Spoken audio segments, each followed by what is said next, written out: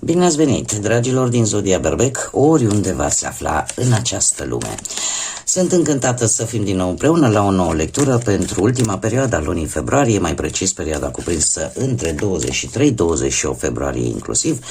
Așa că, dragilor, toți cei care aveți nu doar soarele, ci și luna, Venus sau poate ascendentul în Zodia Berbec, această lectură este de asemenea și pentru voi.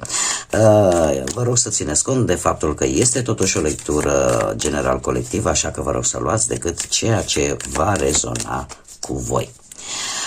Înainte de a începe lectura, vreau să mulțumesc din suflet tuturor celor care mă susțineți, care sunteți aici de fiecare dată și fiecare gest de apreciere, fiecare gând bun care vine din partea voastră este un pansament pentru mine și asta mă face să continui cu acest proiect.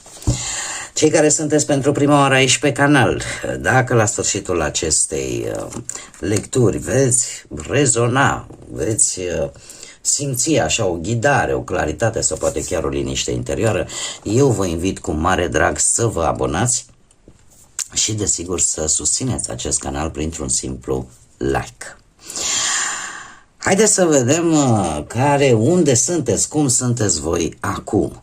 Din câte văd eu aici, sunteți preocupați de anumite documente sau de schimbări ale unor documente care să vă protejeze. Asta ar fi în primă fază. Pe de altă parte, putem vorbi de o schimbare la nivel de justiție, la nivel de, nu știu, anumite proceduri legale terenale, da, care țin de justiția asta umană.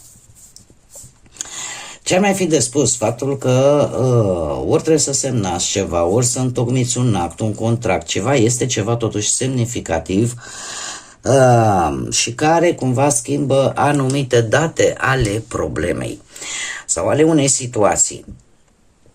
De asemenea, trebuie să vă spun că următorul ciclu lunar, ce înseamnă asta?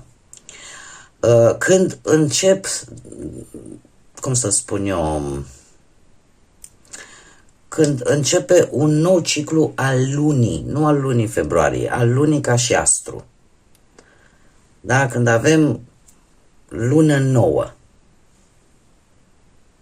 Am făcut o mică pauză, chiar am vrut să mă uit și luna nouă ori are legătură cu data de 17 februarie, cu un eveniment care s-a petrecut în 17 februarie, ori va avea legătură cu data de 19 martie, când avem iară un nou început de ciclu lunar.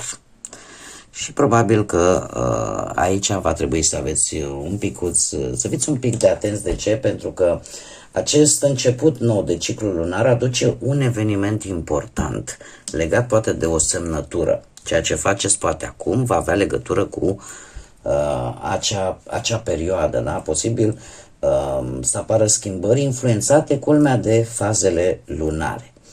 Că sunt gânduri, că sunt planuri, va exista o schimbare bruscă care în același timp aș spune că ori vă va proteja, ori va atrage atenția invidioșilor asupra voastră. Cumva, ceea ce faceți în această săptămână va avea un impact. Țineți minte, primul început al fazelor lunare va mai avea loc undeva pe 19 martie. Haideți să vedem acum și ce ne spune tarotul. Dar este o schimbare foarte bruscă.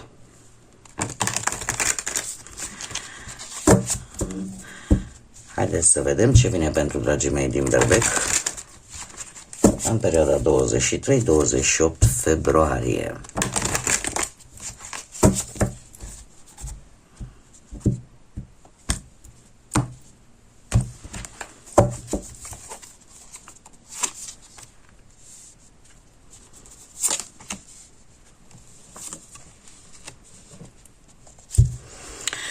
Dragii mei, această săptămână pe voi vă provoacă, ca să zic așa, la Ideea asta că nu prea este bine să vă supraîncărcați de multe responsabilități, să vă gândiți, domne, ceea ce eu fac cumva nu este în detrimentul propriei mele bunăstări, că e ea emoțională, că e ea fizică. Pentru că se pare că, probabil că în ultima perioadă ați tras de voi foarte mult și, dat fiind și cărțile pe care eu le am aici, cumva lucrul ăsta a început să-și pună amprenta pe voi, atât din punct de vedere fizic, poate să vă resimțiți mult mai obosiți, mult mai epuizați, și provocarea pentru voi probabil că este tocmai lucrul acesta, să vezi până la urmă dacă se merită să te supraîncarci atât, nu știu, poate la locul de muncă, dacă eforturile pe care tu le-ai făcut în sfârșit îți vor fi recunoscute sau pur și simplu în continuare accepti să te supraîncarci de fiecare dată. De asemenea, acest 10 de bâte îmi poate vorbi de rezolvarea unor chestiuni legate de bănuți, de anumite datorii, și pentru tine în această săptămână se cere mult echilibru, multă organizare pentru a face față și a depresuriza această parte a banilor. Pentru alții, da, care sunt interesați de partea asta sentimentală, aș spune că ați dus o luptă pentru a salva poate o relație și poate că la un moment dat trebuie înțeles că atunci când vorbim de o relație vorbim de doi sau de cel puțin doi și lucrul ăsta trebuie făcut de către ambii, pentru că dacă nu există implicare, tensiunile cu siguranță vor continua. Și, practic, Universul te pune în această energie de a vedea, de fapt, dacă această supraîncărcare se va termina sau vei începe să iei măsuri. Resursele voastre sunt legate de un cavaler de monede care aș spune că, mai ales cei care aveți poate și un ascendent în zodii de pământ, Taur, Fecioară sau Capricorn, vine din faptul că sunteți totuși meticuloși, sunteți totuși destul de atenți și aveți foarte multă răbdare, care, sincer să fiu, pentru zodia voastră în mod particular, este un lucru rar. Dar probabil că evenimentele din ultima perioadă v-au făcut să vă dezvoltați și această calitate de a avea totuși răbdare, iar asta vă poate ajuta să lăsați ceea ce e de lăsat în urmă. Cavalerul de monede, în afară de faptul că îmi vorbește de foarte multă meticulozitate, adică nu o veți face oricum,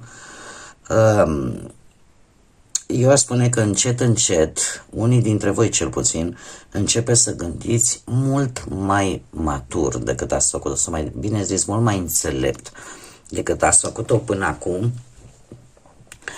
în acțiunile pe care le veți face în această săptămână. Și eu aș spune că poate că vă dați seama, domne, chiar dacă aici este un pic greu, chiar dacă acceptați compromisul de a mai rămâne în respectivul loc de muncă, chiar dacă poate nu vă sunt recunoscute nici material și nici măcar verbal aportul pe care voi vi-l aduceți în jobul respectiv, totuși se pare că nu vă veți grăbi și veți spune nu e momentul să schimb jobul acum, mai trebuie să aștept un pic, mai trebuie să am un pic de răbdare, cum poate chiar și pe partea banilor. Există aici o tendință de, cum să spun eu, exact cum am mai spus, de maturitate, dar o maturitate, cum să spun eu, mult mai profundă. De asemenea, dacă vorbim, nu știu, de relații, sunteți conștienți că trebuie lucrat împreună la această relație și ca ea să poată să funcționeze și iar cei singuri aș spune că vă dați seama că lucrurile trebuie schimbate cumva, pentru că 10 ăsta de bâte, uite, nu știu dacă am spus ceva pentru pentru cei singurei, vă apasă probabil în această săptămână, și asta ar fi și provocarea voastră, faptul că poate urmăriți de multă vreme pe cineva și nu știți exact, domnule, eu ce fac, mai pierd timpul, mai stau să-l urmăresc sau să o urmăresc pe paginile astea de socializare sau mai știu eu pe unde, și totuși nu primiți niciun semn, ca să spun așa. Indiferent de ce situație vorbim, rezultatul, ca să spun așa, al acestui blocaj va fi că efectiv vei analiza meticulos, răbdător, răbdătoare și vei ajunge la concluzia unui 8 de cupe. Ce ne spune 8-ul de cupe? Că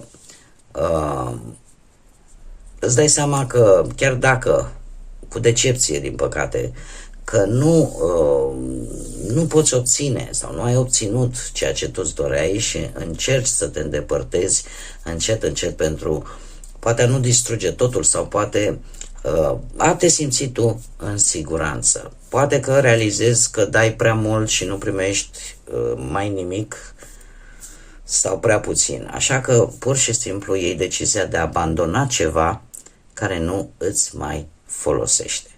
E adevărat că unii dintre voi e posibil cu acest 8 de cupe să, după o căutare îndelungă, să spunem, de job, pe partea asta profesională, să poți obține un job, dar să fie necesar să te muți sau pur și simplu să schimbi cariera, ca să spun așa. Poți obține chiar și un interviu, dar din păcate nu prezintă interes pentru voi sau nu este ceea ce voi căutați. Poate să fie și acest lucru. Dacă vorbim de bănuți, vei căuta noi forme de a obține bani pe cont propriu, chiar dacă acest lucru implică să-ți asumi anumite riscuri. Dacă vorbim de relații, se pare că în primă fază decizia stă la voi. Dacă terminați o relație, indiferent cât timp a durat aceasta, pentru că în momentul în care simți că trebuie să acționezi, ți se pare că nu există un moment potrivit și pur și simplu iei această decizie și pleci. Pe de altă parte, cei singurei ar trebui totuși să, cum să spun eu, să fie o săptămână în care să-ți dai seama exact ceea ce îți lipsește sau ceea ce cauți tu să intre în viața ta. Și starea asta se poate prelungi un pic mai mult, să spunem. Încă vei căuta, cred că vei renunța la această persoană de care voi ați fost interesați la un moment dat, cei singurei, dar vei continua să cauți, dar vei merge pe premiza că voi face decât ceea ce este corect și ceea ce mă face pe mine fericit. Cam asta ar fi, să zicem așa, fraza voastră de început și de sfârșit până la urmă de lună. Haideți să vedem acum și ce mesaj au stelele pentru voi, dragii mei din Berbec. Un mesaj pentru dragii mei din Berbec în săptămâna 23-28 februarie. Ia să vedem. Ho. Vai, ce alunecoase sunt, stați așa. Foarte alunecoase.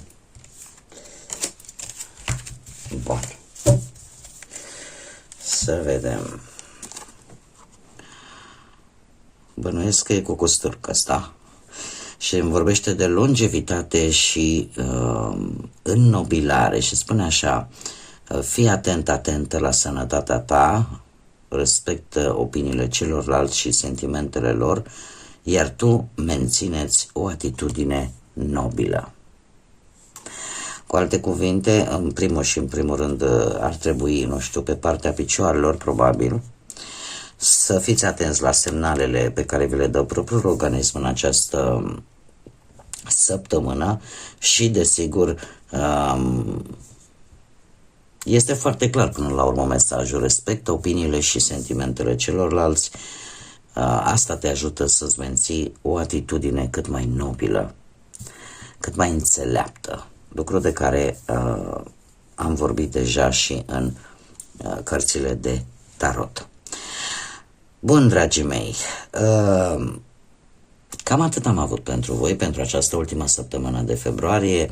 Vă readuc aminte, pentru cei care poate nu știți, am publicat deja lecturile generale pentru martie, pentru toate zodiile, așa că vă aștept cu mare drag pe toți să le vizionați pentru cine este interesat.